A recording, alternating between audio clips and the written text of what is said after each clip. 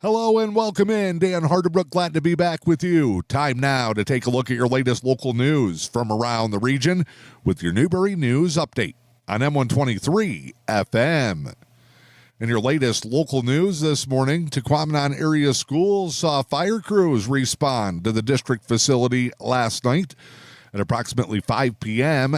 yesterday evening.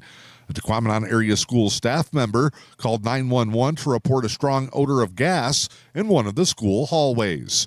Semco Energy was dispatched to the school to assist the Newberry Fire Department. Gas was turned off and a broken pipe on the roof was found and immediately replaced. Tahquamenon Area Schools thanking the Newberry Fire Department and Semco Energy for their quick response. Emergency crews and Semco both gave the blessing for school to resume today. All activities back on as normal at Tahquamenon Area Schools. The Engadine Consolidated Schools Board of Education has voted to enter a $15,000 pre-bond agreement with Site Logic Q in quest for a statewide infrastructure grant that can help fund school repairs. The vote was taken at the March 18th meeting.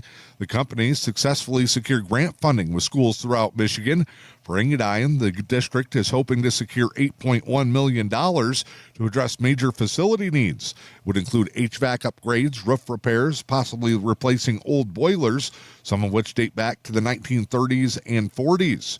As part of the proposed partnership, Site Logic Q would assist Engadine by identifying and writing grant applications and provide a comprehensive building assessment at no extra cost. If the district pursues a bond, the company would also assist with community outreach, marketing, and financial feasibility planning to help ensure the affordability for taxpayers. You can get more information on that and other Engadine school notes in this week's latest edition of the Newberry News. Pentland Township finally has a new treasurer. Local resident John Brown has been appointed to the position. It was made at a special meeting held in late February at the Pentland Township Hall. Outgoing clerk Margaret Arnott served in the treasurer role since 2023 and announced several months ago her intent to step down. Brown was serving as a board trustee. Township resident Jeff Dunbar also applied for the position. Both were interviewed. The board voted to select Brown for the position. He'll serve a term expiring in 2028. Still more spots to fill. The board is advertising for an interested Pentland Township resident to serve as a trustee. The appointment will begin May 1st and run through November of 2028. The Erickson Center for the Arts is receiving over $20,000 to help keep programs rolling, one of the area's premier destinations. The $20,800 total grant prize comes from the Michigan Arts and Culture Council. Will help with both regular operations and special events and allow the Erickson Center for the Arts to host several presentations at the Pine Performance Center for local school districts. The grant is officially awarded to the Curtis Community Arts Council, which does business under the Erickson Center name. In addition to operating the facility, the majority of the grant will go towards support, being used to cover staffing costs, paying wages related to the office, and other operational needs. The remaining $800 will be divided up as part of outreach programs with local schools. It'll pay for busing to bring students from Engadine to Tahquamenon Area Schools, Manistee, and Three Lakes Academy in Curtis to the Pine Center for educational programs. Many are already scheduled for upcoming events. You can learn more by going to the Erickson Center website to see what they have on tap for the upcoming season. The start of a brand new licensing season with the Department of Natural Resources is just around the corner. April 1st marks the start of the 2026 ORV season.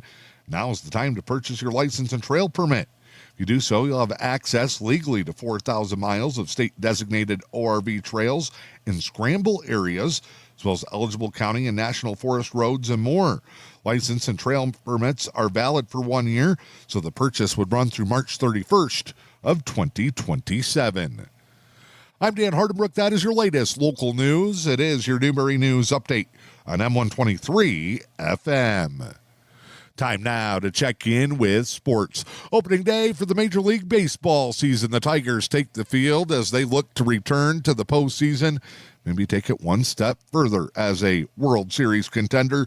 Two-time reigning Cy Young Award winner Tarek Skubal's on the mound today as the Tigers are in San Diego to play the Padres in their season opening series. First pitch set for 4:10 on the West Coast. Sweet 16 games at the NCAA tournament getting underway today.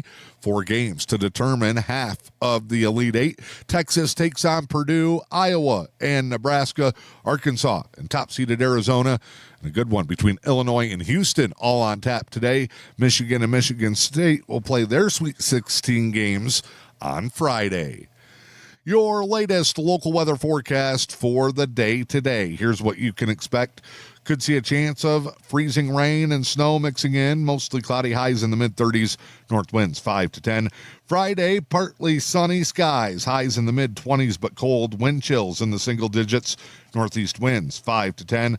Saturday, early outlook cloudy and a high near 30. I'm Dan Hardenbrook. Have a great day. This is your Newberry News Update on M123 FM. Introducing UpStreamTV. From the Sioux to St. Ignace, over to Newberry, and all points in between. UpStreamTV connects people across the eastern Upper Peninsula like never before. Local news, local people, local places. Streaming 24/7 on your phone or your TV. Stay in the know wherever you go.